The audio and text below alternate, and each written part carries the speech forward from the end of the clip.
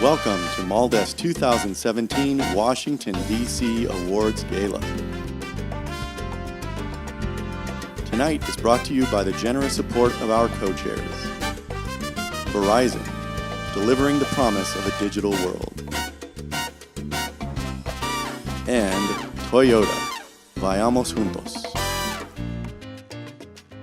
MALDEF is grateful for the support of our national airline sponsor, Southwest Airlines,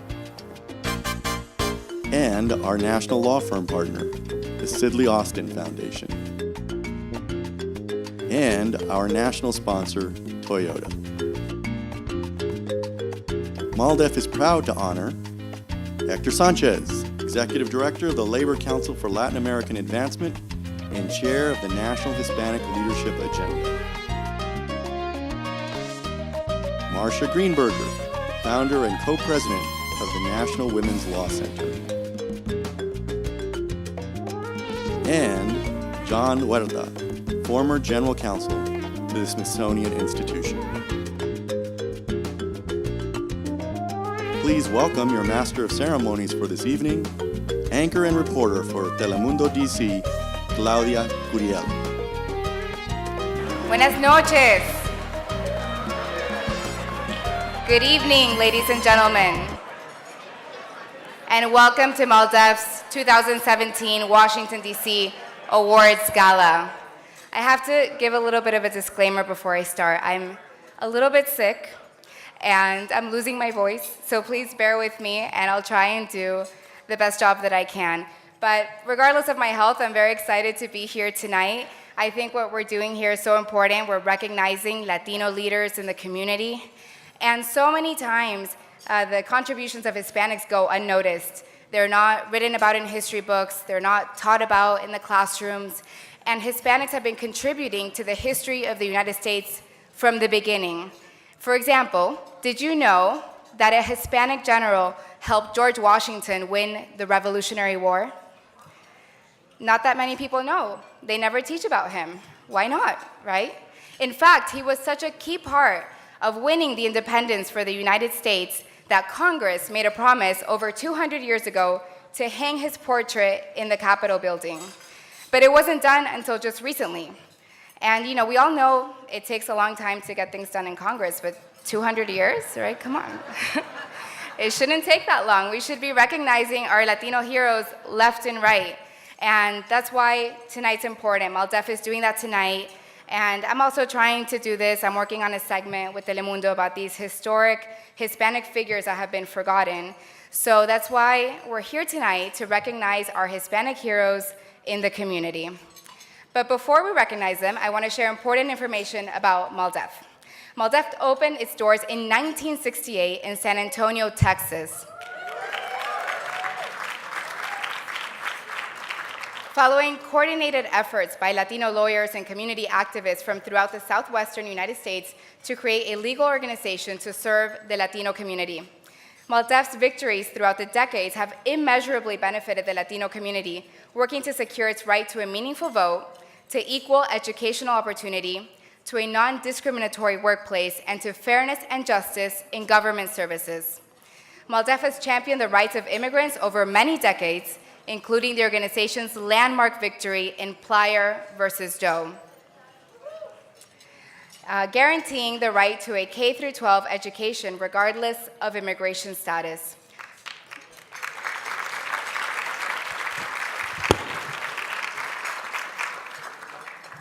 "2017 is actually the 35th anniversary of the Plyer ruling. And MALDEF's efforts have also obtained better laws, more respectful of civil and constitutional rights from Congress and from legislatures around the country, as the Latino legal voice for civil rights in America. MALDEF has helped bring about significant gains in the area of civil rights in this country.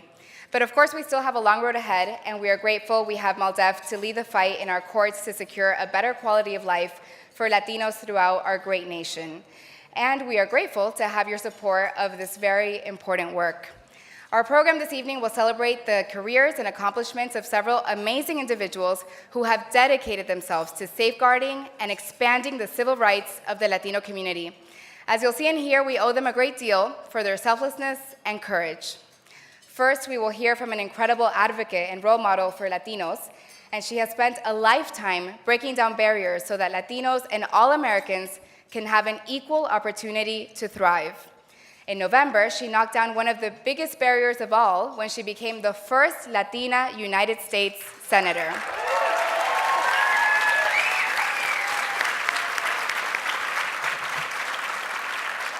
Before being elected to the U.S. Senate, Senator Catherine Cortez Masto spent her career fighting to protect Nevada families. Cortez Masto served 2 terms as Nevada's Attorney General, where she fought to combat drug crime, protect seniors, take on the big banks, and work to strengthen laws preventing sex trafficking and violence against women. Prior to her service as Attorney General, Cortez Masto worked as an assistant county manager for Clark County. She also served as a federal criminal prosecutor for the U.S. Attorney's Office in Washington, D.C., and was chief of staff to Governor Bob Miller. In the 115th Congress, Cortez Masto is a member of 6 U.S. Senate committees that will enable her to be a strong advocate for Nevadans and all Americans. Please join me in welcoming United States Senator Catherine Cortez Masto.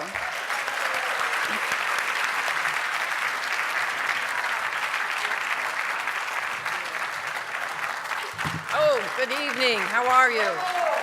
Good evening.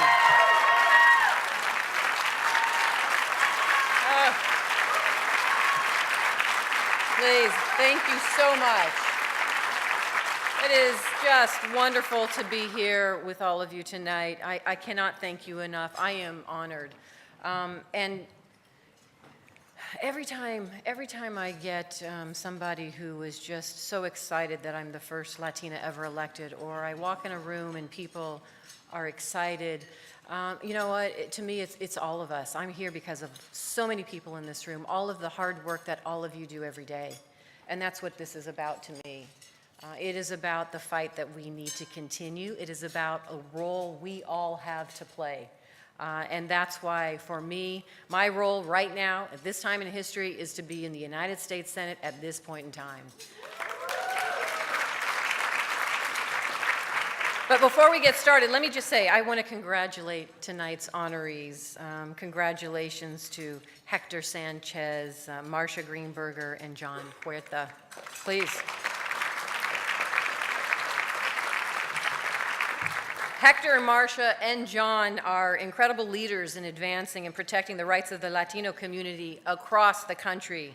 Your work has made our communities and our country stronger, and now more than ever, we need leaders like you to stand up for our Latinos. So thank you for your invaluable contributions and tireless commitment to our Latino community.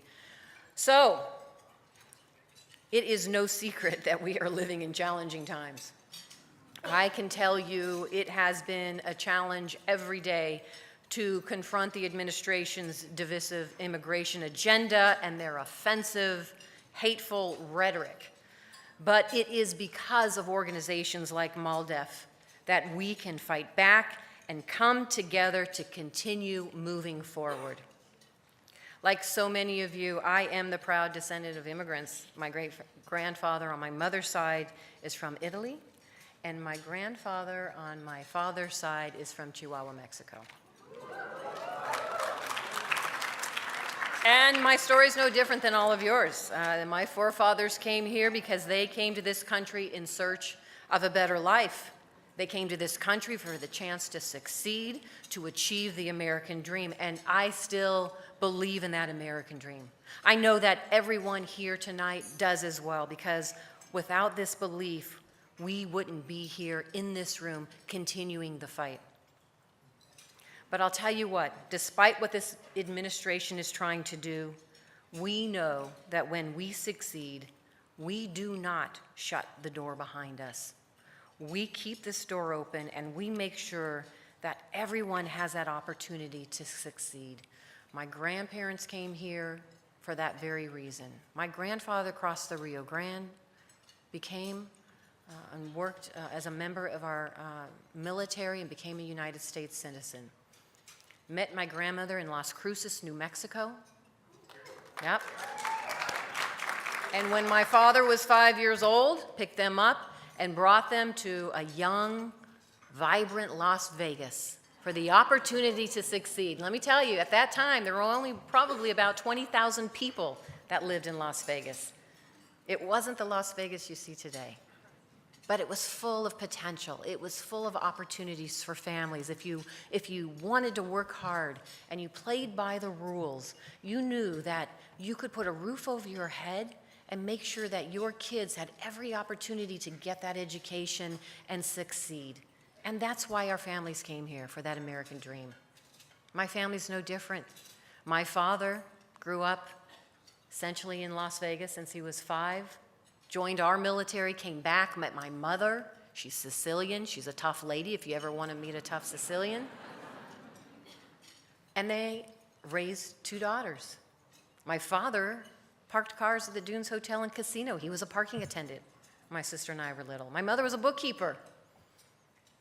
It was about, again, working hard and knowing that if you had set values and principles and you believed in playing by those rules and you believed in a good education, your kids could succeed. I can always remember my parents always saying, no matter what happens, you and your sister, you're going to go to college. Whether you know it or not, you're going. And you're going to get that education. It's a great emancipator.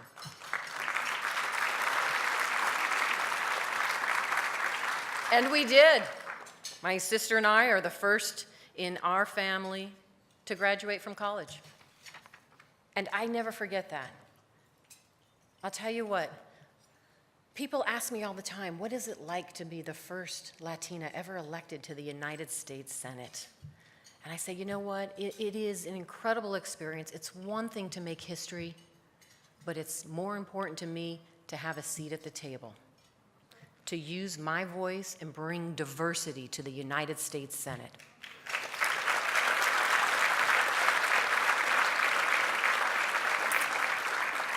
Whether you know it or not, right now there are 21 women in the United States Senate, more than we've ever had at any time in history.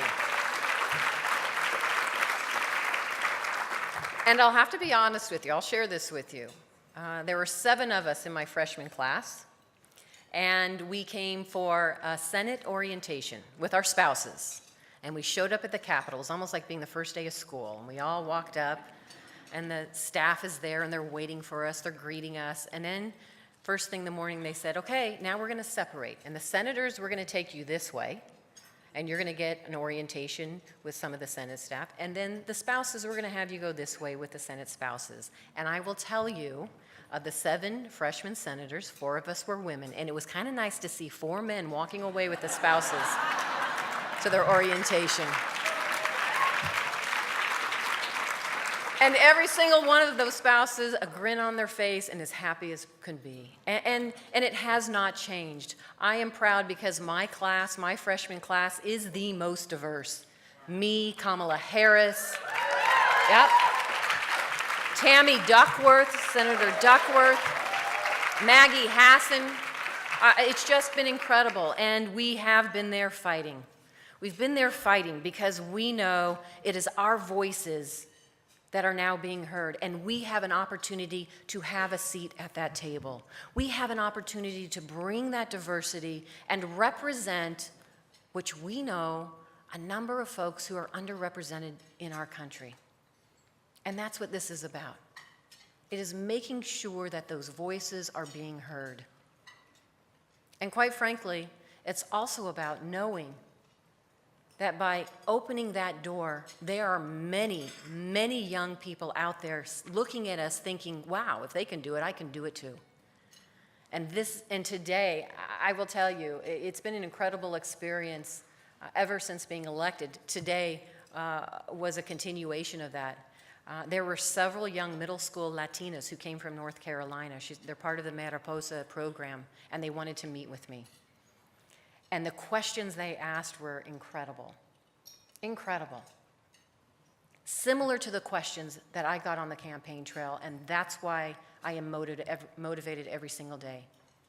It is the story like Emily Diaz, who sent me a letter from Nevada that said, I'm in middle school, I'm a 5th grader, and I am just learned that you could potentially be the first Latina. I'm so excited for you, and I hope you win.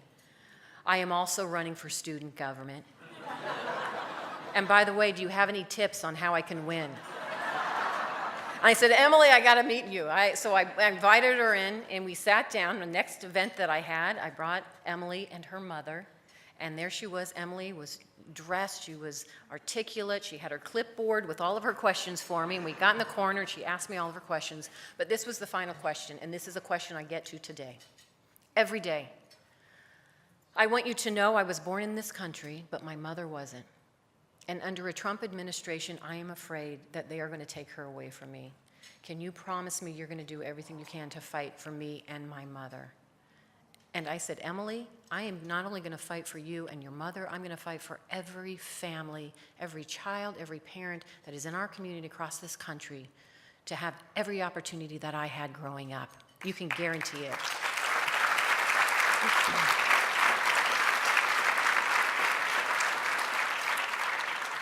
And I tell you that story because there's a couple of things that are my takeaway. One is that there are some incredibly hardworking families that are out there and people that have come to this country for just the opportunity to work hard and succeed and give every opportunity to their kids. And we don't shut the door behind us. I had those opportunities. My grandfather had those opportunities. My father had those opportunities. Many of us have. We do not shut that door behind us. We help our neighbors, we help our friends. If they can't stand, we stand next to them and we help them through this, and we continue to fight. But here's my other takeaway. One day, Emily is going to be of voting age, and she's going to remember this. And whether he knows it or not, Donald Trump is creating a force of younger generation of voters who are going to come out and fight to protect our rights, what we're fighting for today. And they will be there.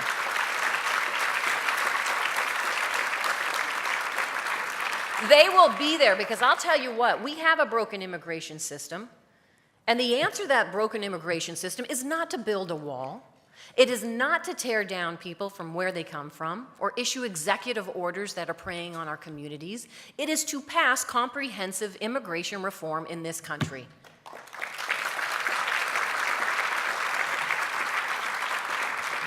Ever since I've been in United States Senate, I have watched this administration issue executive order after executive order, and there have been many of them. And they have done nothing but put fear in our communities.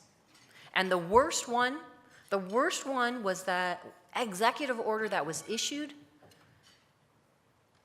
that talked about engaging in mass deportations of members of our community.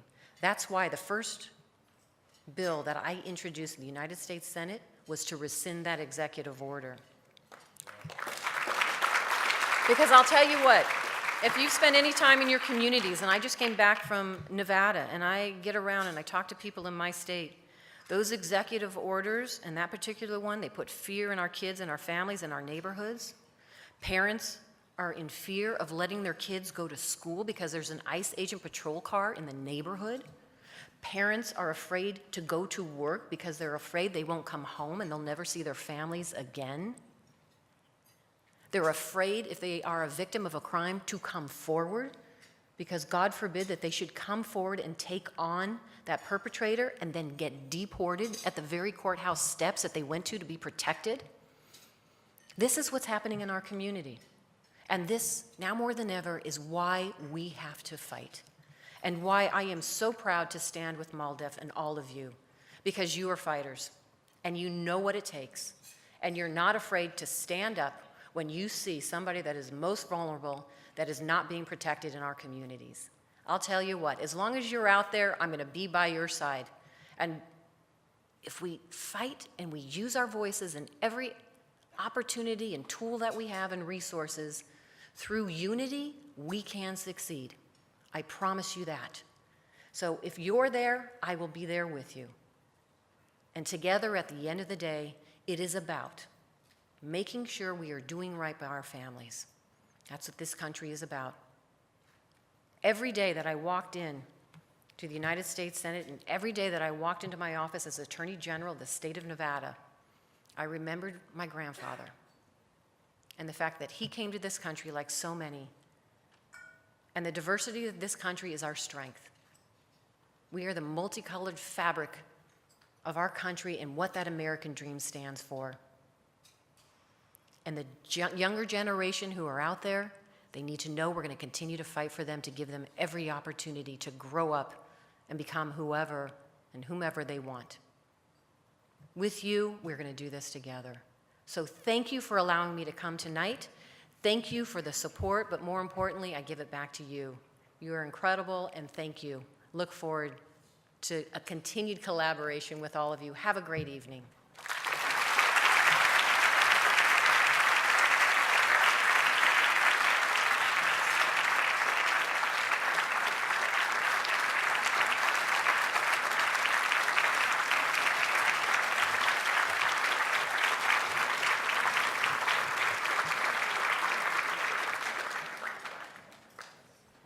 Thank you, Senator Masto, for your inspiring remarks and unwavering commitment to seeking justice and equal opportunity for all Americans, and for inspiring a whole new generation of young Latinas that know they can also represent us in Congress one day. So thank you for that. And this evening, we celebrate the careers and contributions of individuals who have dedicated their lives to protecting and expanding the civil rights of the Latino community. I now have the distinct pleasure of introducing our first esteemed honoree for this evening, John Huerta, the recipient of MALDEF's Lifetime Achievement Award for Excellence in Legal Service. John Huerta served as the General Counsel of the Smithsonian Institution for 13 years, where he provided legal advice to the Secretary and Board of Regents.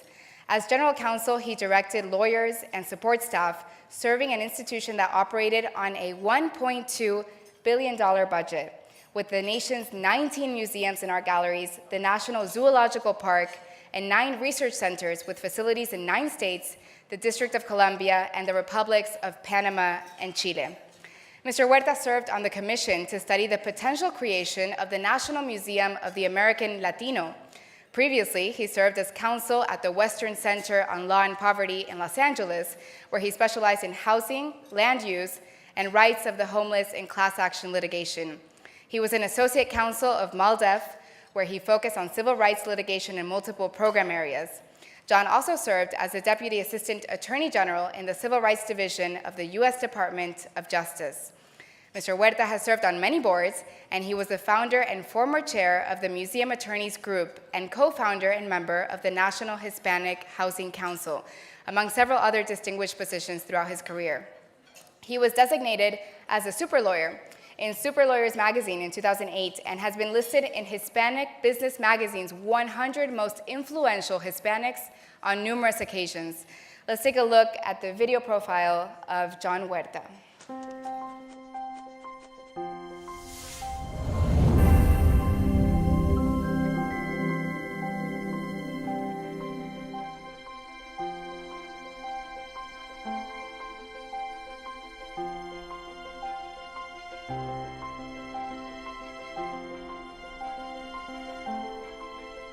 The legacy that he has is that he has been able to do well as a lawyer and a human being, and yet have served many important institutions and causes, so that he's been able to, I believe, enrich himself, I think, while enriching others.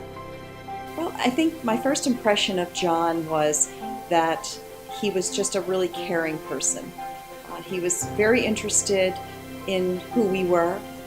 He asked me a lot of questions, I remember that, and wanted to know more about me, and he did the same with all of our staff. Given all the givens, John filled a big bill for the Civil Rights Division because we had never really had a high-ranking Latino person in the leadership, and that was John's main contribution, and that was a major one.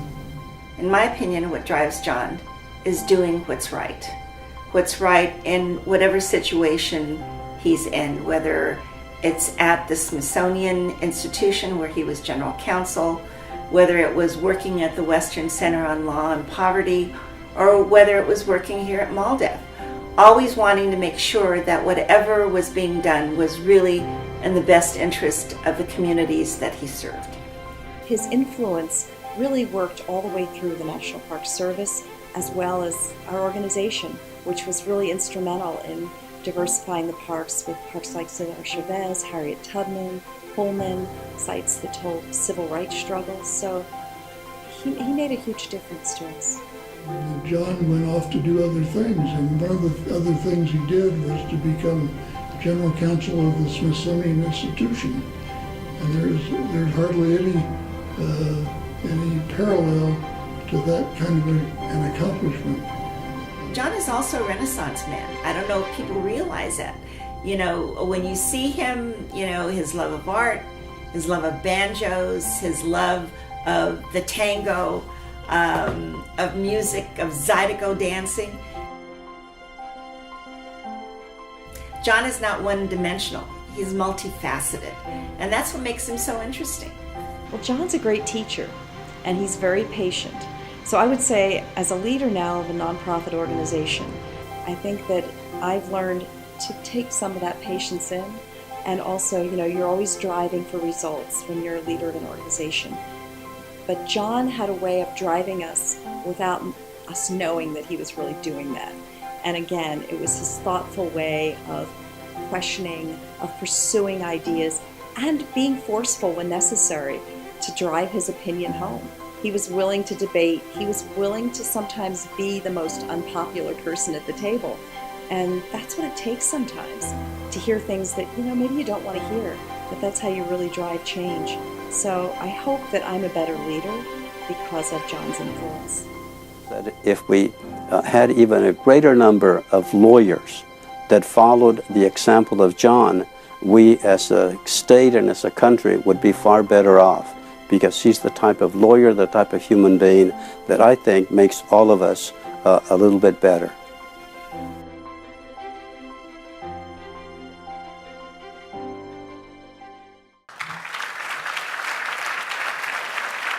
Ladies and gentlemen, MALDEF is proud to recognize Johnny Huerta with its Lifetime Achievement Award for Excellence in Legal Service.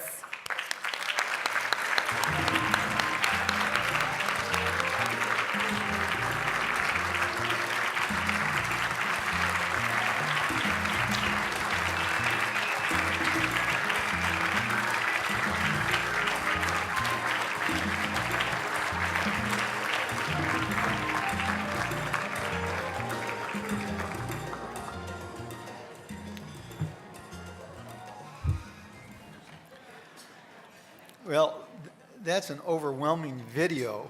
I didn't even recognize the guy they're calling John there.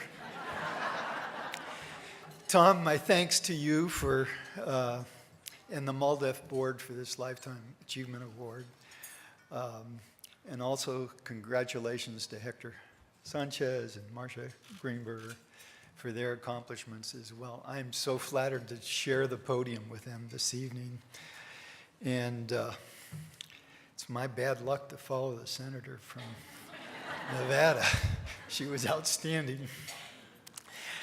I'm deeply flattered to receive this award from the most outstanding Latino civil rights organization in the nation. I graduated law school in 1968, a time when there was a lot of turmoil and a lot of Latino leaders that came on the scene that I was able to work with. I worked at California Rural Legal Assistance with Cruz Reynoso, who you saw in that video. He was director of CRLA at that time, when Cesar Chavez and Dolores Huerta, who's no relation, but we are good friends, the United Farm Workers were actively organizing in the community of Santa Maria, California, which is an hour north of Santa Barbara. And I want to give you an idea what it was like in Santa Maria in those days, because it sounds kind of idyllic. It's a beautiful community. My wife and I and my daughter Shauna, this was my prior wife, moved in on a Sunday, and we got an apartment right across the street from the headquarters of the National United Farm Workers Union, so that I could spend a lot of time with the organizers working on strategy. And we went to bed that evening, and at 2 a.m., that dream was shattered a large bomb went off and blew up the office of the United Farm Workers. And the siren, the fire engines came and all of that. That week, there was a picket line where they were protesting one of the growers. And the farm workers are out there with their signs around facing the growers. And a truck came down the road near them, and the passenger window rolled open. A rifle went out, and they shot a farm worker right in the back. To my knowledge, there wasn't anyone prosecuted for these crimes that took place then. So it wasn't quite as idyllic as we were hoping it would be. Another great leader with whom I got to work was Mario Blado, who's not with us anymore. As it was mentioned, he founded MALDEF in 1968. And I had worked with him at Cruz's request as a CRLA attorney on various projects in which MALDEF and CRLA were trying to use their resources to have more impact together.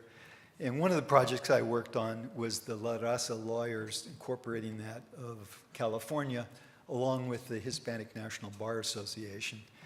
And let me just say, though, I was one of a team. I don't want to take any personal credit for that, and I was pleased to do that and be in on the ground floor of that.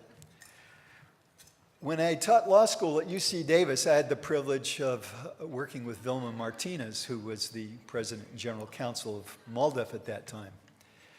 Vilma had approached me. What happened is there was this guy named Baki who got turned down at the med school. And he sued the regents of the University of California for discrimination. And she asked me to assist MALDEF in drafting the amicus curiae brief that was filed in the California Supreme Court. And later this case went to the US Supreme Court, the first affirmative action case to reach that level. And so I really enjoyed working with Vilma. She's been a close, lifelong friend since then. And I'm a big admirer of hers. In 1976, I was invited by Drew Days, who was the Assistant Attorney General for Civil Rights, and Griffin Bell, who was the Attorney General of the United States, to join them as a Deputy Assistant Attorney General for Civil Rights in the Carter administration. And during 4 years at the Department of Justice, I had a number of tasks, and I learned a lot from really great civil rights leaders and very dedicated civil rights lawyers. One of the most important cases I've ever handled in my career arose during that period of time. It's a case called Filartiga versus Pena, and it established the legal principle that torture is a violation of the law of nations. Now, this was ignored by subsequent administrations, but I can tell you Bush and Cheney and Rumsfeld cannot travel to Belgium or Spain or a number of countries that have adopted this principle. So I didn't know it at the time I was working on the case, it'd have that kind of impact, but it's amazing when you're there doing the grunt work with the help of the greatest lawyers and minds at the Civil Rights Division, that's going to have that impact. And I could talk about that for quite a while, but I've got to move on. After Ronald Reagan was elected, I got a call from Vilma, asked me to head up the brand new office, Southern California office of MALDEF. And in addition to Angel Manzano, who used to work at the Civil Rights Division, went to work for MALDEF, I hired 3 lawyers, Ana Segura, Maria Rodriguez, and Linda Wong, who were incredible people. It was a pleasure to work with them. If any of you were in Southern California at that time, you got to know these incredible lawyers. In 1995, I was selected as general counsel of the Smithsonian Institution. There was already an incredible staff of lawyers there. And I hired new lawyers as there was turnover, and the office actually expanded during my time. The Smithsonian was the most interesting job I ever had because the complexity of the institution, as I mentioned, all these museums, research centers all over the globe. There's one in Mapala, Kenya that I didn't even put on the resume, primarily because I never got there. But it was just fascinating. you could have a lifetime study of the history of the Smithsonian, you still wouldn't know everything there is to know about it. But I hired the smartest people I could find, and the secret of my success is I always hired people that were smarter than me. And their job was to keep me on track and make me look successful. And these lawyers did it. So I'm just so overwhelmed, and I'm still good friends. People actually still talk to me who used to work for me. And so anyway, it's really been a terrific career I have. I want to end these comments by reflecting on the memory of a dear friend of mine who passed away 20 years ago this month. He may not be known to you. He may be known to a few people in the room. His name was Rafael Santiago Abascal. Ralph and I went to law school together, and he went on to work at California Rural Legal Assistance. He became general counsel there. He recruited me to come to CRLA.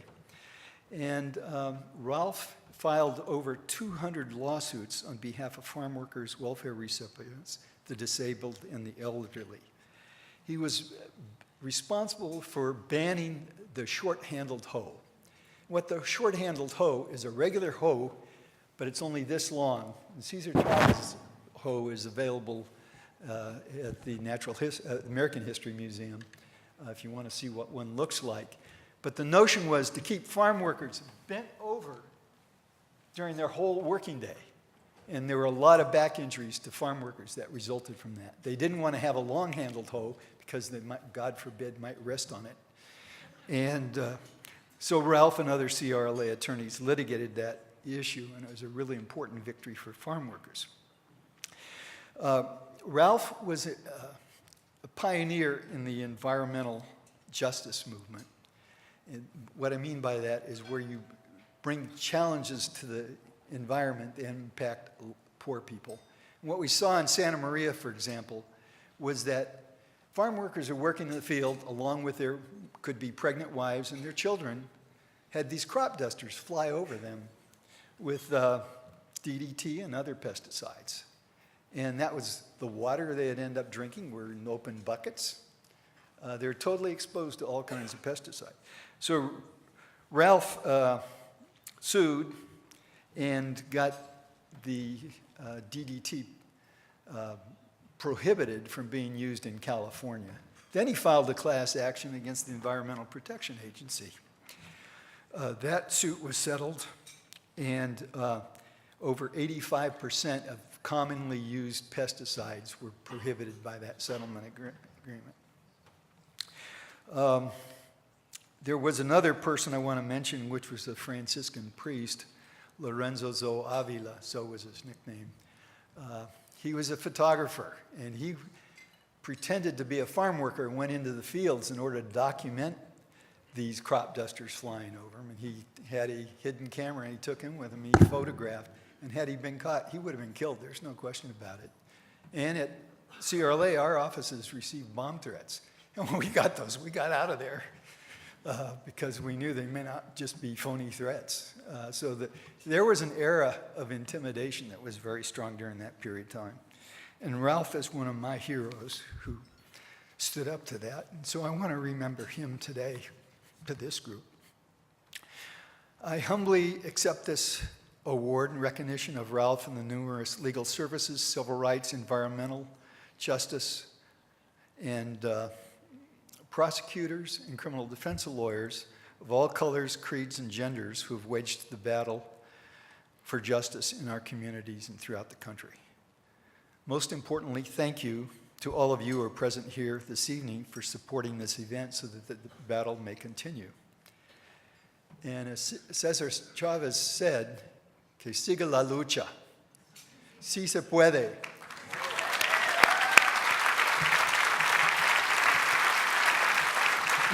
Thank you very much.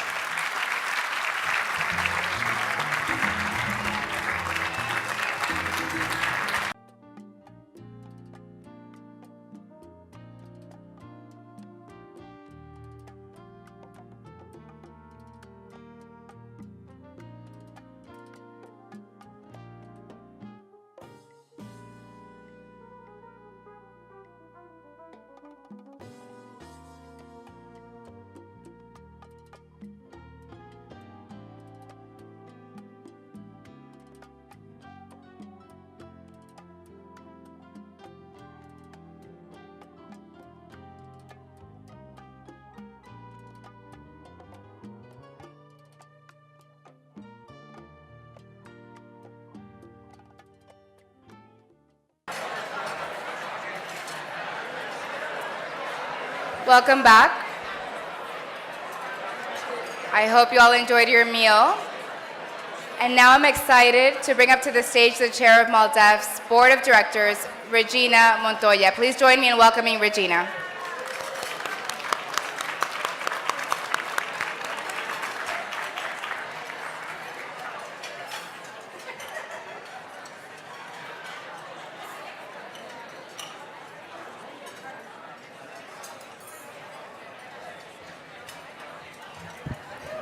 Well, welcome and thank you so much for being with us this evening. Thank you. My name is Regina Montoya. I am chair of the board of MALDEF and so proud to be part of this incredible organization. To each one of you, you have honored us not only with your presence, but also with your support this evening. On behalf of the board, our attorneys, our staff, but most importantly, our clients, you have helped give voice to the voiceless, and we could not thank you enough.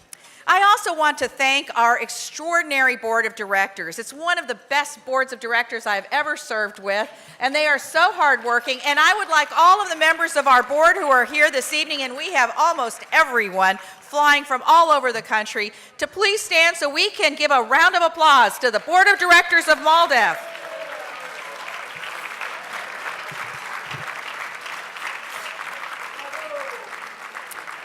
Every day, MALDEF is at the forefront of efforts defending and protecting immigrant rights, safeguarding voting rights, and promoting fair employment practices and providing access to quality education.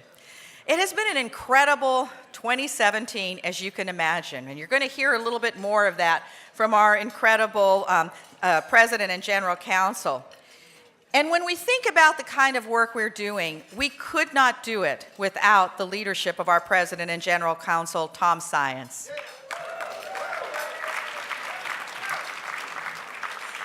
I get to briefly introduce Tom because he's going to be doing something very special in just a few minutes. But I was nervous as I was putting all of this together that I could end up doing a keynote introduction speech of Tom because there is so much to say. But I decided instead that I would just limit my remarks to just a few words about Tom. And so I came up with some words that I want to share with you about Tom Science. Brilliant, tireless and zealous defender, indefatigable, committed and compassionate, a superb attorney, amazing leader. All of these are words that describe Tom Science. This is my shorthand. Thank you, everyone, for your support of MALDEF's work, even Putin and the poor grad student.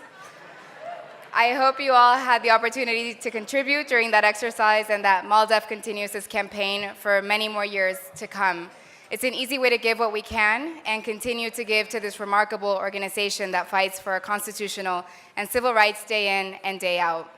Now it is with great pleasure that I introduce MALDEF's second honoree this evening, Marcia Greenberger, recipient of MALDEF's Lifetime Achievement Excellence in Legal Service Award. Marcia has been sitting next to me all evening, and not only is she a lovely lady, we also discovered that we are neighbors.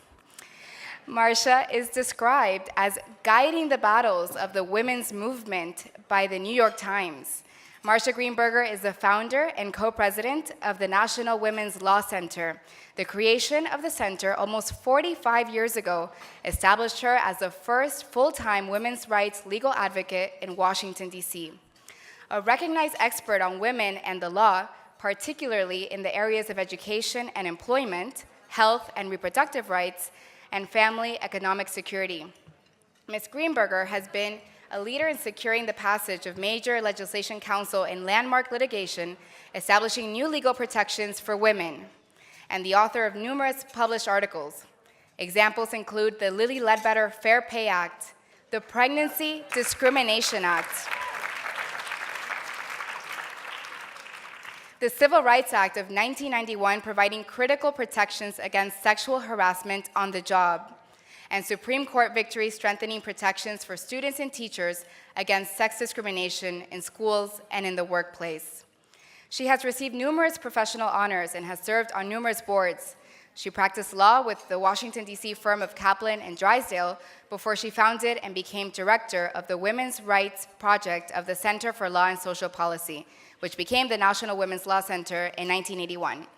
Let's take a look at the life and work of Marsha Greenberger.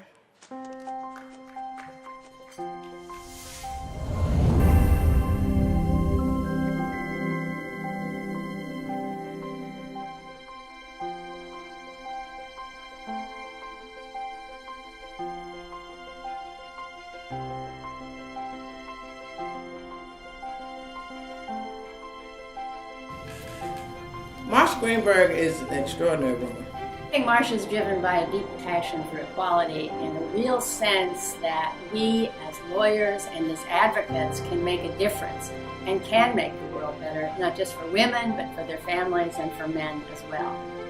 Marsha was often the brightest person in the room, and that is any room in which we found ourselves discussing the substance of a particular issue of constitutional rights and laws, most especially affecting women. And every step that she takes, every action she instigates, every effort she leads is in the service of making this world a better place. Well, it's really hard to talk about Marsha's accomplishments because there are so many. But one very important one was her role in defining, again in the early years, in the 1970s, what the women's legal movement could accomplish. Marsha was a fierce and extraordinary advocate, substantive, but also brought a passion to her work that distinguished her from some of the other advocates that I met during that period. Marsha is leaving behind the National Women's Law Center in extraordinarily good hands, wonderfully and healthily resourced, with very strong advocates to ensure the future that women and girls will be protected by our civil rights laws forever. It's hard to name all of Marsha's accomplishments, but when you think about many of the core critical gains that women have achieved over the last 40 years, Marsha was either leading it or had her hand deep in that mix. So that was true with the Pregnancy Discrimination Act. That was true with the Civil Rights Act of 1991. That was true with the Lilly Ledbetter Fair Pay Act. That was true with many of the core essential benefits in the Affordable Care Act, including the first ever ban on sex discrimination in healthcare. All of those legislative accomplishments have made people's lives fairer, and that doesn't even begin to touch on all of the litigating achievements that she has accomplished over the years.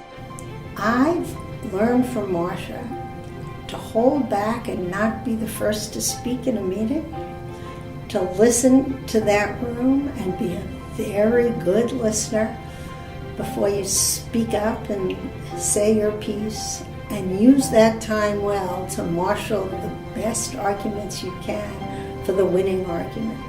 Marsha has been at it almost since graduation from law school. She only spent 2 years in the firm. And so that's why they said 4 to 5 years of Marsha at the helm. And look at what she has built.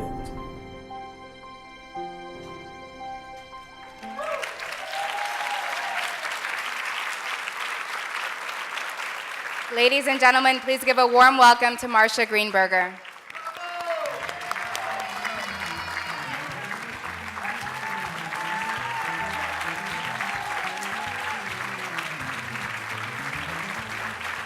Oh, thank you so very much. Thank you. Thank you. Well, what an incredible honor, as you can well imagine, to be included in such an esteemed group of honorees, to be in the room with so many friends and colleagues over so many years. I'm going to ask board members and some of the staff from the National Women's Law Center who came here tonight to be with me to please stand.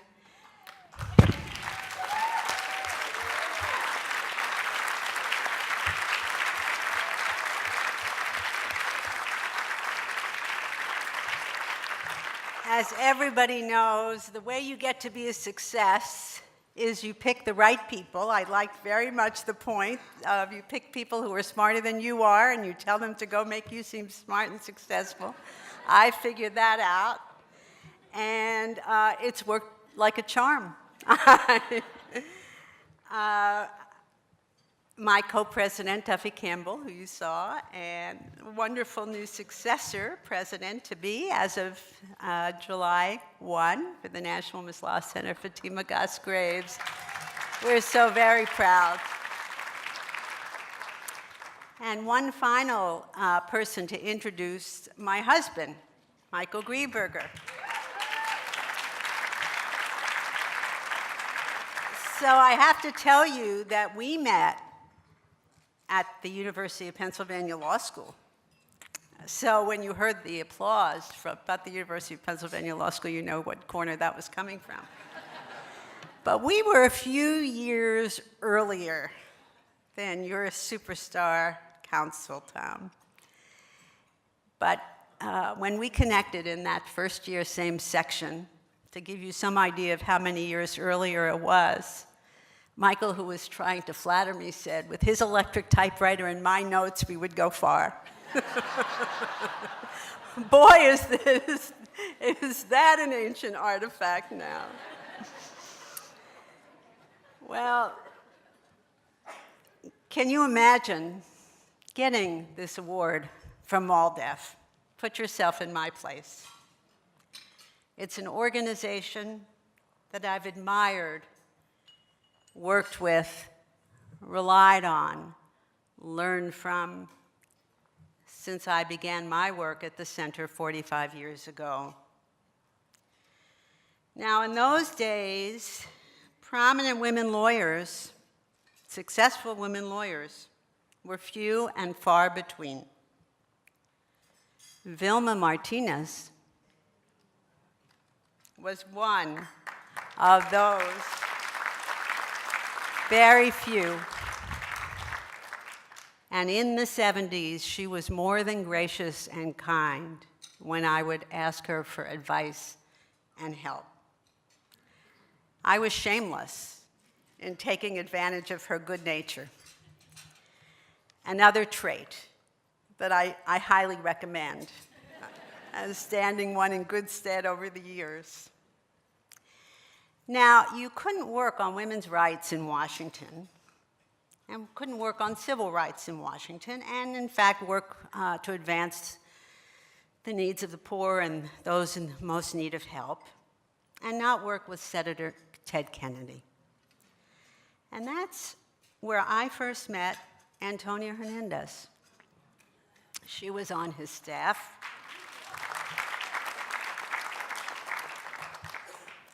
And then, of course, she went to head MALDEF's Washington office and then became a president and general counsel. She was the closest of allies and friends during her years at MALDEF, and now I will say beyond. And you saw a picture of my family and those grandkids, and we shared pregnancies and now grandchildren to this day with all those years that have gone by. But we also shared fights over judges, affirmative action, civil rights strengthening of laws after Supreme Court weakening opinions that put us back into Congress with vetoes and overrides and years of fighting. One of the things that stands us in good stead, all of us in this room, is that it is in our DNA, in our bones, to know that we will never give up.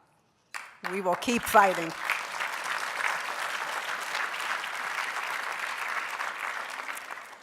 Now, I have to say a little something about Tom Sines, too. Not certainly what he deserves. But I wanted to tell you that one night I was having dinner with Antonia, and I didn't know Tom Sines at the time. And she said, let me give you the lowdown on Tom Sines. says, okay, let me hear. And for those of you who know Antonia, you know she doesn't mince words. She's going to tell you the real deal. And the real deal was, he is the best there is.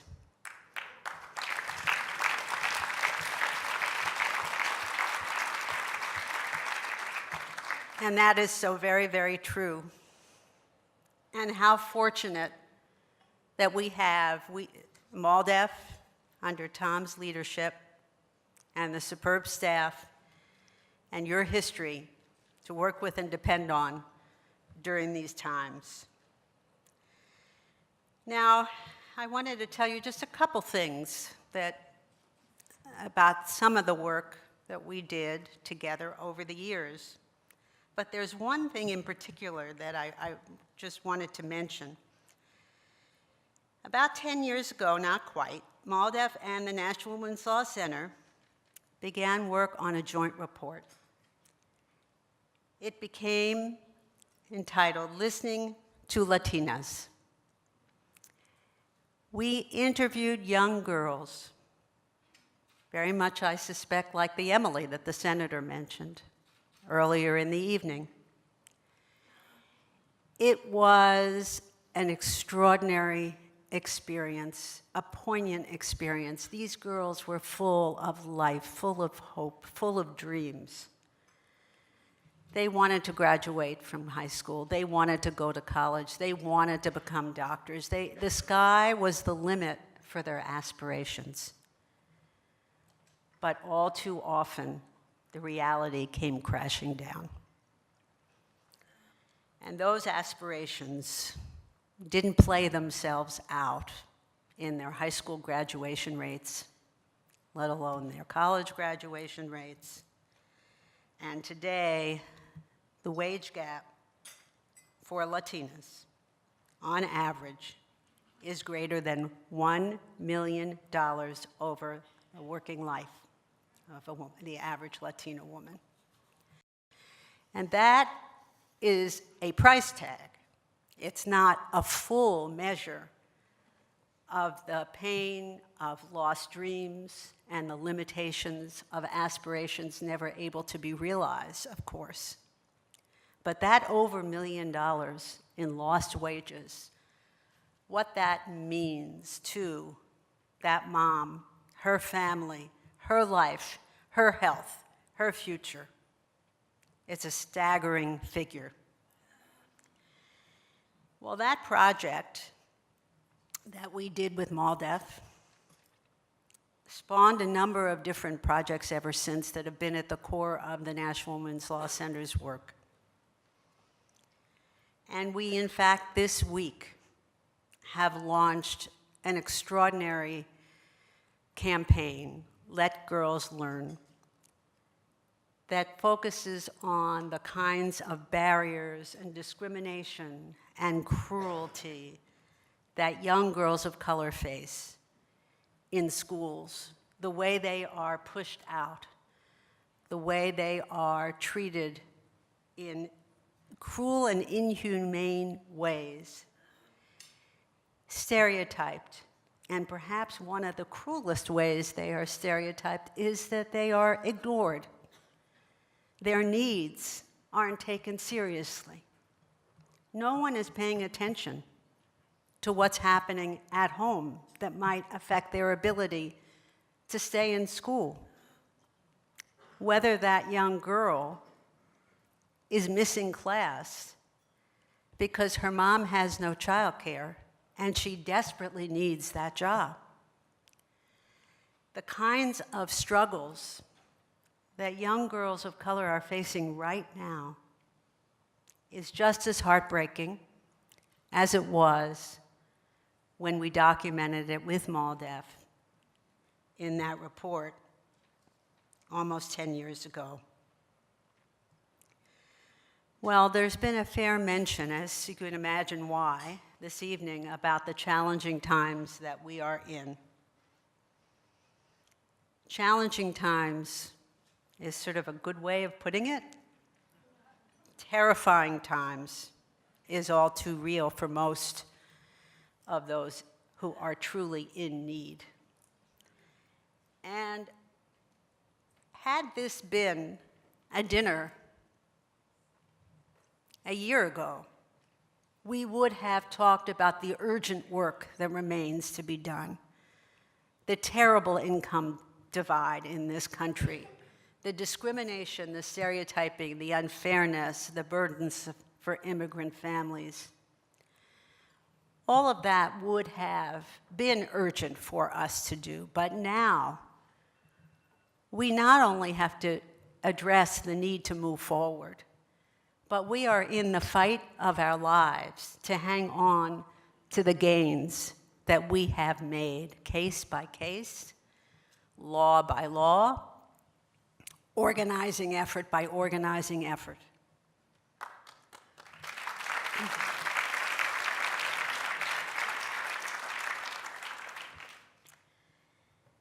Well, I must say, with the span of time that I now have, pretty shocking, I must admit, to have to focus on the fact that it has been that many years. I can tell you that hope comes so clearly from the energy, the determination, the anger, the resistance that we are seeing all over the country.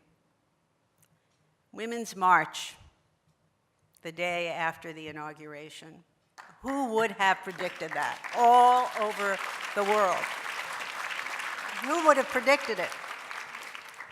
And the marches that continue on and will continue on, including this coming weekend around climate, and in May around workers' rights. We are in the fight of our lives, and how fortunate that we have MALDEF and that we as organizations and individuals with our determination can fight together with so many other people who are so energized. And I would say, and I truly believe this, that this is a defining time. It's a time that many will look back on and describe with pride, that we didn't sit back, that we made those contributions. I could relate to that. We have a board meeting around our annual dinner, and I thought to myself, I don't know, would I have the guts to have that right in front? I was very impressed, and you all came through. So how great for that.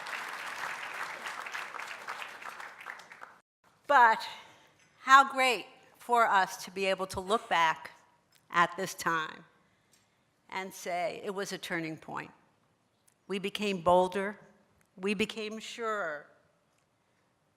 We know by staying the course, by staying together, our values and our principles will prevail. Thank you so very much.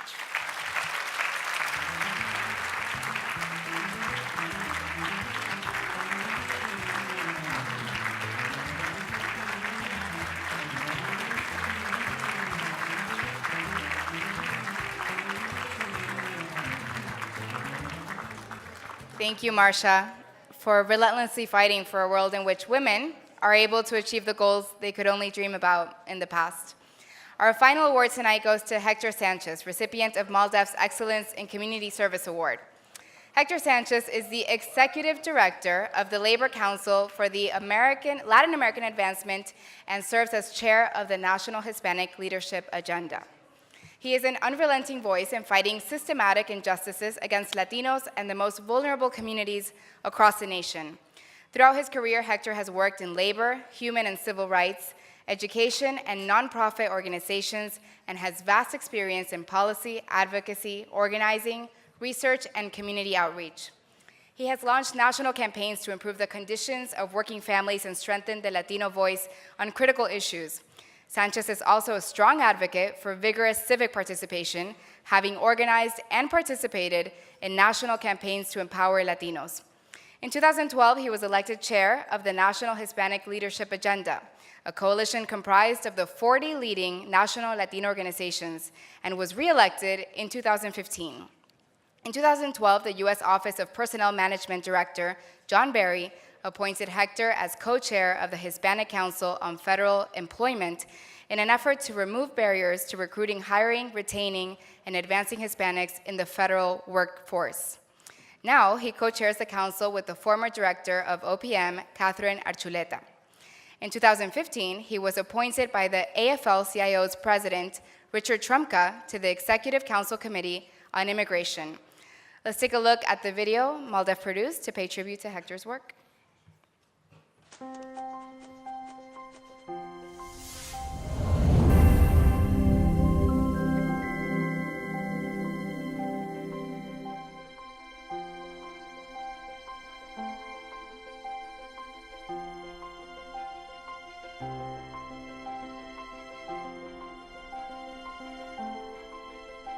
Asking a question like, where did you first meet Hector, is like asking, where did you meet your brother? I mean, there's not a time that you can go back and go, I did not know him before. He was a uniter.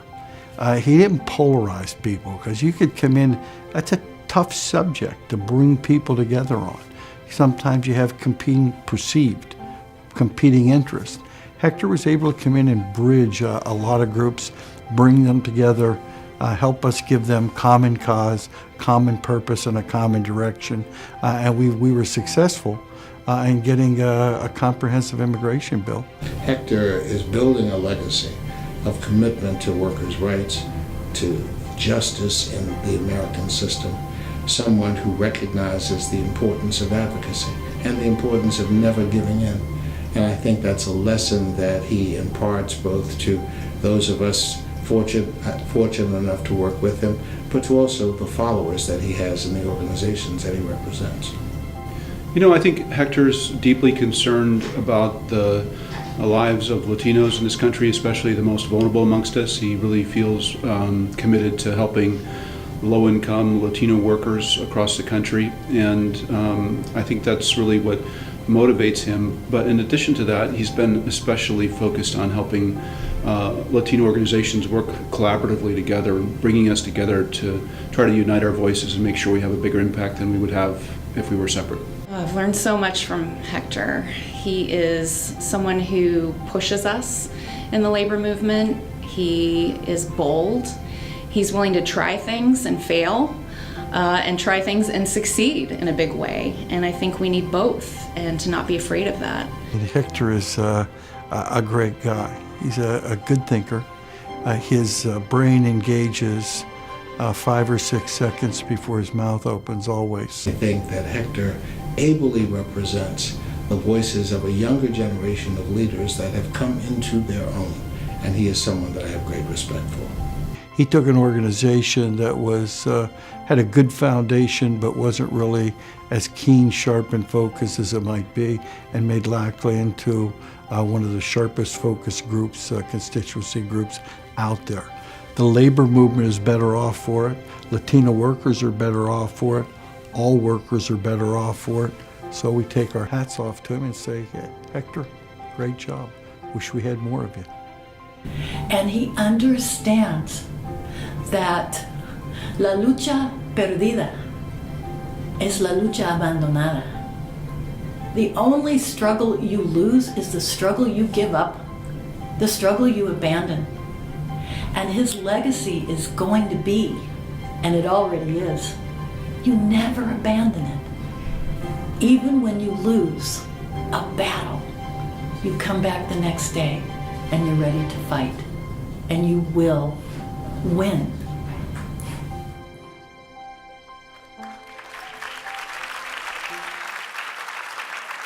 Ladies and gentlemen, please give a warm welcome and congratulations to Hector Sanchez.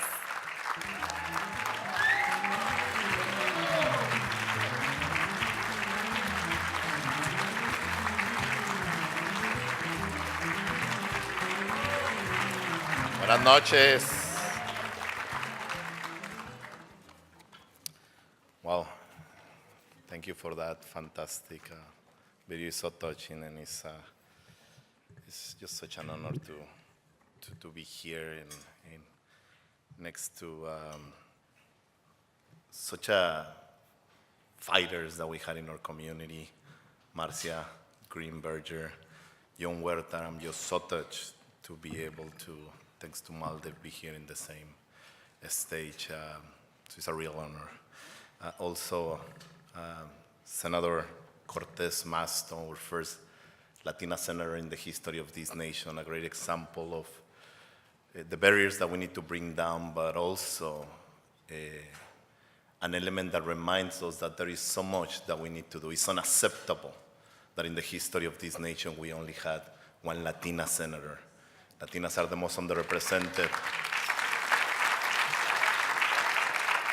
when it comes to public office, but also the most underrepresented in some of the most important spaces of power in the nation, because there are structural challenges to exclude Latinas instead of welcoming all those fantastic, well-qualified Latinas that we have in the nation, and that's why we're working so hard with a lot of sisters to make sure that we change that.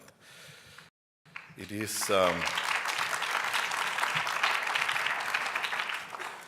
is a real honor to receive this award from Maldev, an institution that I deeply admire and one of the central pillars of advocacy, protecting our community and advancing our national priorities. I'm really, really thankful. Tom Saenz, I would like to personally express my gratitude to you, brother. Thank you for your incredible contributions to Maldev and our community. As NHLA Vice Chair, as NHLA Vice Chair, your contributions have been just unique.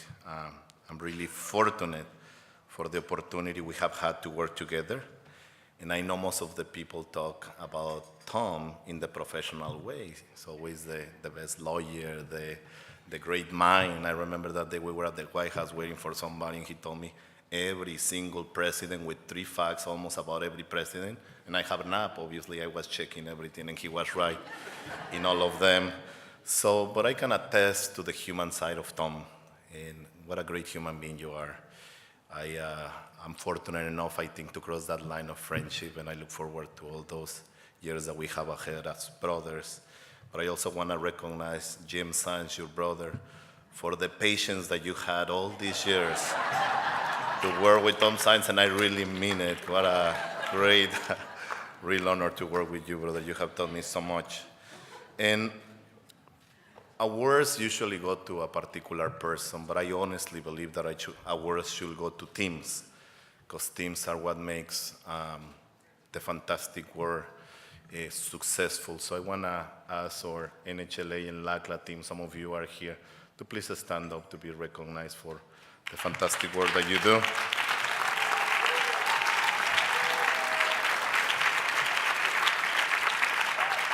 To make sure that we are the best advocates that we can be. There was somebody that say, when we transform the I into we, even the illnesses become wellness. And that's what NHLA is. It's a space of unity. It's a space when we all, 46 national Latino organizations, come together and say, enough. You mess with one of us, you mess with all of us. And it's a real honor to have been the chair, but the real work happens with our champions of all those 46 organizations. So I would like to ask our champions of those organizations to please stand up to be recognized, all the leaders of our fantastic organizations. Muchísimas gracias.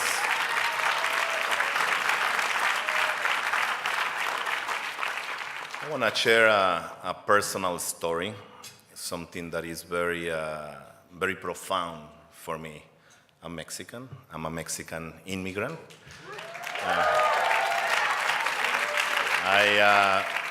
I have been in this nation for 23 years, so the majority of my life I have been here in the U.S. And recently I became a U.S. citizen. So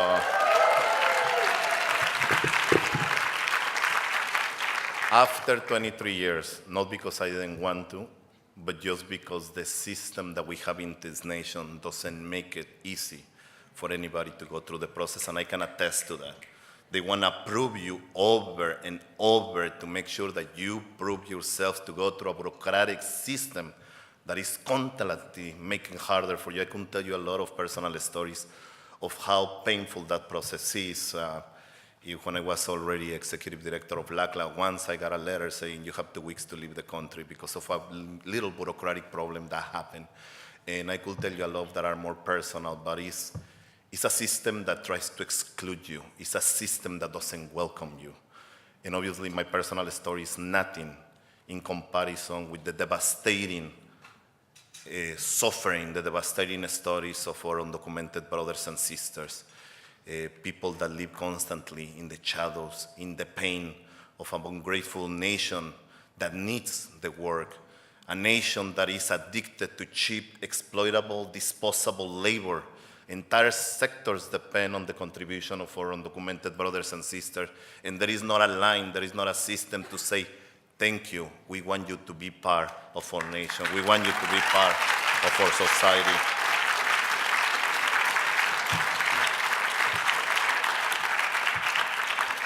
So when I came in at 19, my English was very limited. As you can tell by my accent, probably it's still very limited. But I always was called the Mexican. It was sometimes my nickname. It was the way people referred to me. And I always been very proud when they call me the Mexican. Unfortunately, nowadays the Mexican has become an insult under the current administration. This president started his campaign attacking us Mexicans, attacking us Latinos, attacking us all immigrants. And those attacks go to all of us. So probably if you're working on the street today and somebody calls you Mexican, probably it's not a compliment. It's somebody trying to insult you.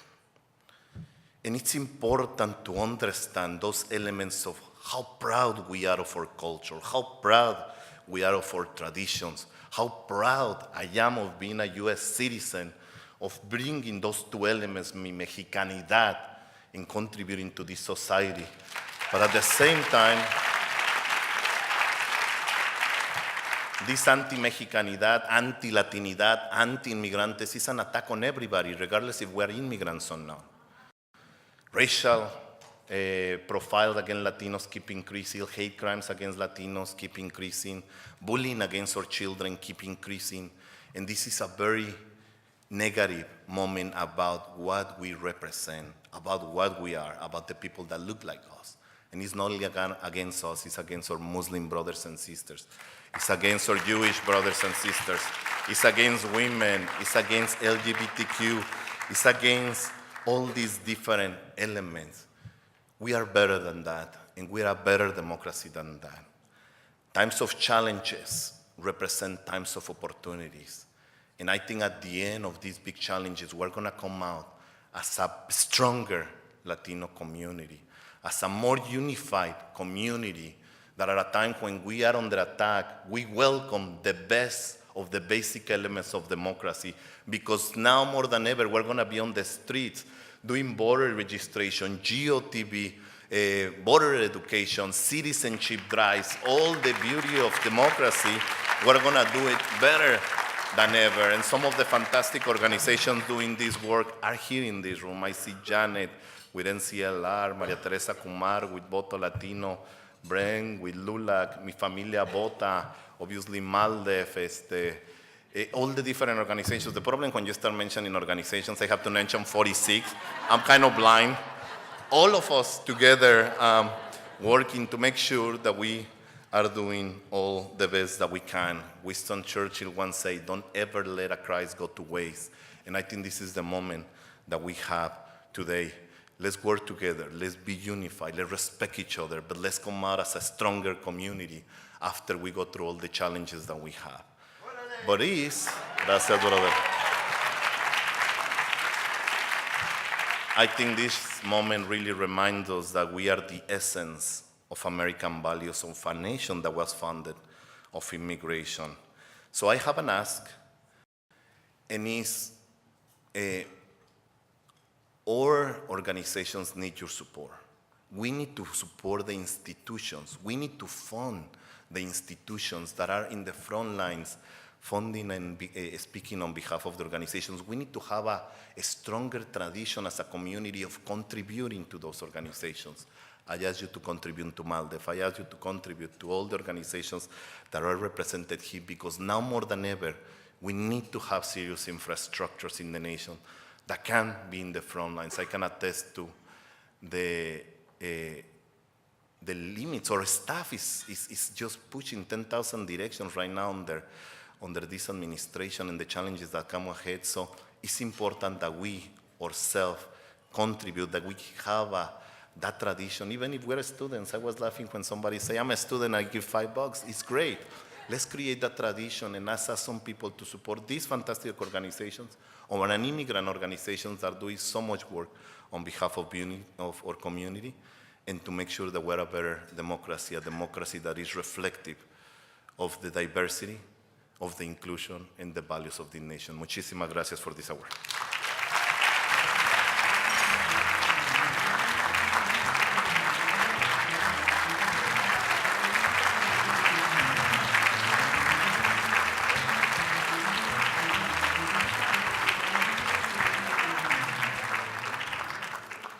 Thank you, Hector, for your dedication to empowering Latinos and Latinas to fight for the rights we deserve.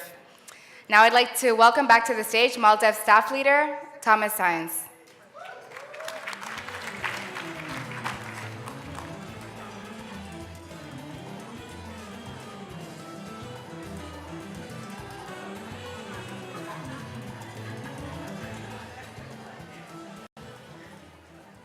Yikes. All of my board members are now making notes about how we've gone overtime on tonight's dinner, but I think it's totally been worth it. This has been an extraordinary evening. And I have to say, an evening that is so important today in the era we live in, for all of us to come together, to fill this room, to feel the energy of this community. So thank you all for being here. I want to begin by thanking our tremendous MC, who you heard was sick. I couldn't tell. She did such a wonderful job. Claudia Curiel, thank you very, very much. We'll bring you back when you're healthy. You heard from her earlier. I want to thank my board chair, Regina Montoya, and our entire board of directors. They stood up earlier. I'm going to ask them again to stand up. We recognize former, current board members for all the work that you do to promote the civil rights of all Latinos living in the United States. As you all know, events like this wouldn't be possible without the support of so many. We have a dinner committee. I want to invite all the members of the dinner committee to also stand to thank you for your efforts in making this such a successful evening.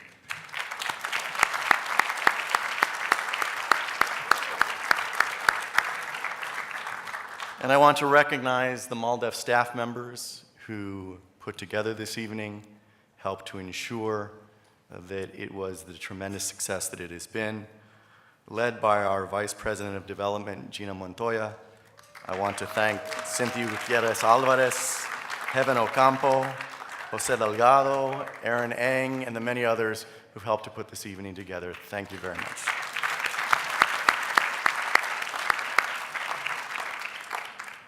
You met one of our tremendous lawyers from the DC office earlier, Bert Lopez, but I want to ask all of the staff of our DC office to stand and accept our thanks for all of your ongoing work. Adam Fernandez, Andrea Centeno, Bert Lopez, Maritza Perez, and Yanni Aguilar.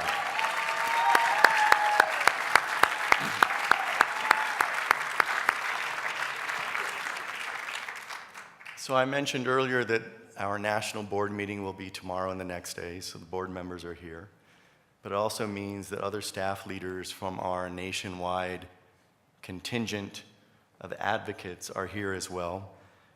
So I have pressure from both sides. Feel my pain. But I want to thank those staff members who are here. I've already mentioned Vice President Gina Montoya, Vice President Nina Perales, Vice President Sandra Hernandez is here, our Vice President Shelley Malchuk, and our National Senior Counsels, Denise Hewlett and Victor Viramontes. If you all would stand, I appreciate it.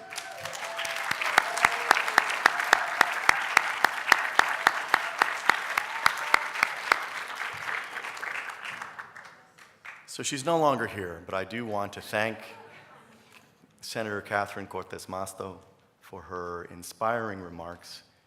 She mentioned that she brings diversity to the Senate, but those of us who have heard her tonight and have followed her career know that she brings so much more to the Senate. She brings a strength, commitment, intellect that's so much needed in this era, and I want to thank her for being here tonight.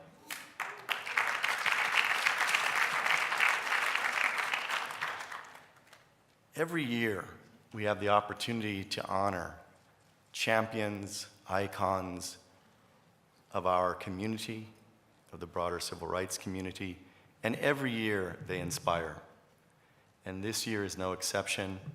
I myself was inspired, close to tears throughout each of the remarks presented. So I want to once more thank our tremendous honorees, our wise pioneer and polymath, John Huerta, our strategic partner and innovator, Marcia Greenberger, and our inspiring pathmaker and leader for so many years of NHLA, Hector Sanchez.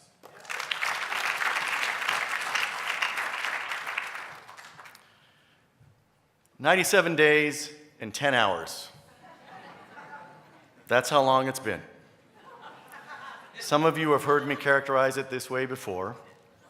That is a measure of Hurricane Donald, which hit the United States as predicted on January 20th. With all of the erratic, mercurial, unpredictable nature of a hurricane, this man-made, I use the gendered language advisedly, this man-made disaster has created in 97 days an unprecedented threat to civil rights, to equity for all people, to the constitutional values and principles that bind us together. We have endured 7%. You can either see that as a positive or a challenge, but 7% of the 4-year term of Hurricane Donald. And what we have seen is a president who chooses to use the bully pulpit to bully, without understanding, apparently, that the historical development of the term had nothing to do with a contemporary definition of bullying.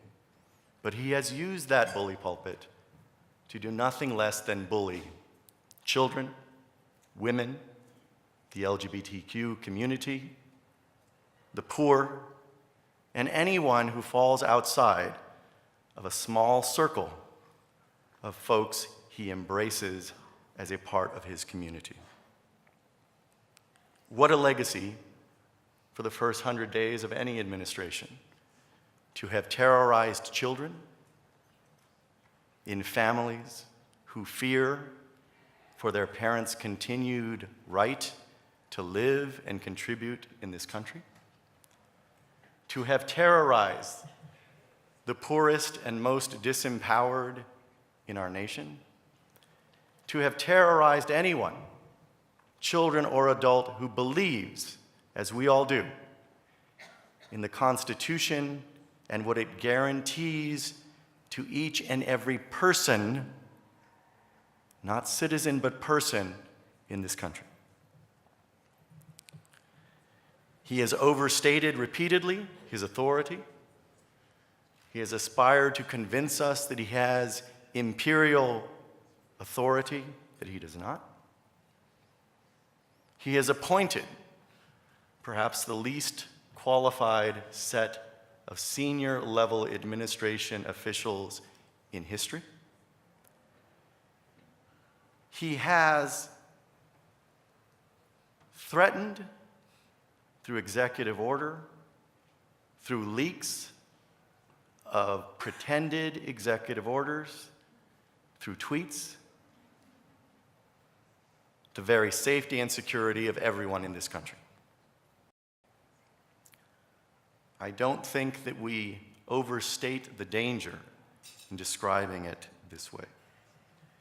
And yet, as we have heard tonight, and as we all know, there are heartening indications of hope,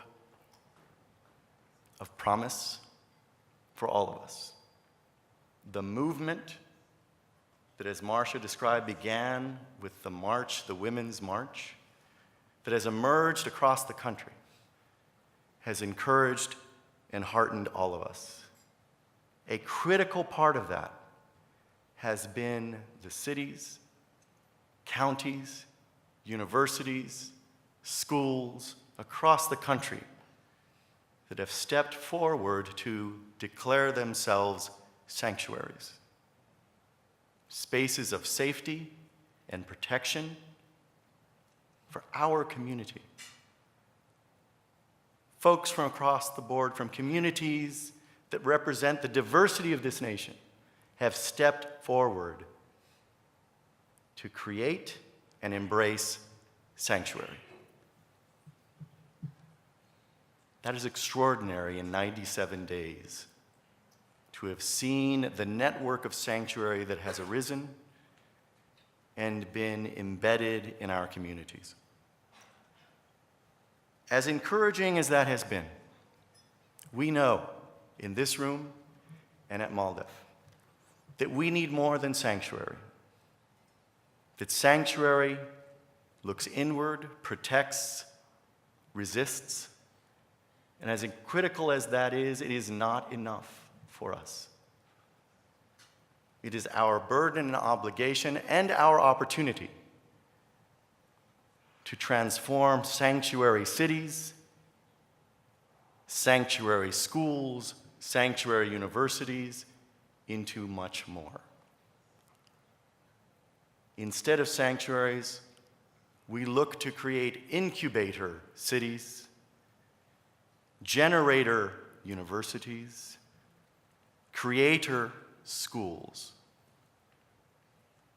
These are outward-looking ambitions, a recognition that in the Latino community, perhaps more than any other, we have an obligation not just to protect, but to create a different future than that envisioned by the tweeter-in-chief.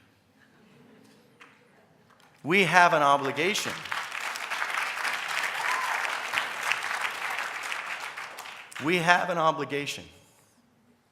to ensure that the conditions that permitted a candidate for president to announce his campaign with a slur and slander against Mexican immigrants, that the foundation that permitted that candidate to prevail in November 2016 must be changed.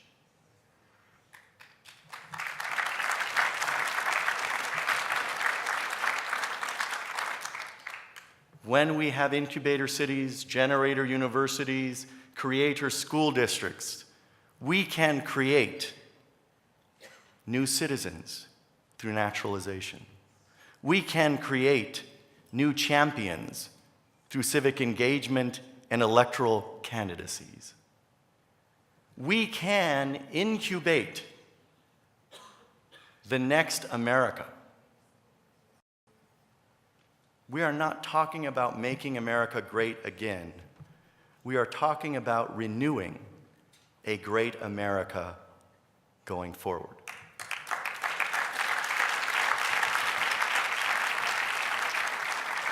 Our obligation in the Latino community is not just to resist, but to ensure that the soft bigotry of low representation that has afflicted our community through people good-minded and liberal, as well as those who would discriminate, is defeated. We have an obligation in our community to ensure that the constitutional guarantees, too often in our history ignored in practice, are made real and permanent and abiding across the country.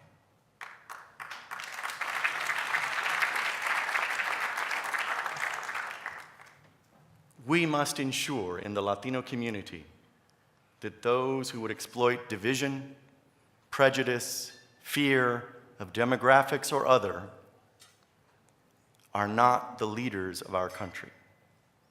We have an obligation to ensure that we reject division at the top and throughout and embrace unity and respect and opportunity for all. We already know that the court system, as epitomized by the decision earlier this week to stop yet another executive order from being implemented, that the court system will stand with us. And at MALDEF, we will be in the courts, in the halls of legislatures, in our communities, to work with all of you and those beyond this room to ensure that we are not just a sanctuary nation, but a nation that incubates, that generates, that creates, and that ensures that in short order we live up to the creed of our Constitution and that we ensure that Hurricane Donald dissipates to no more than orange showers.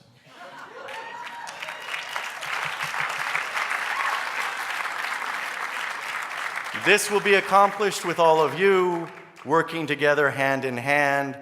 Thank you all so much. We look forward to incubating, generating, and creating with each and every one of you.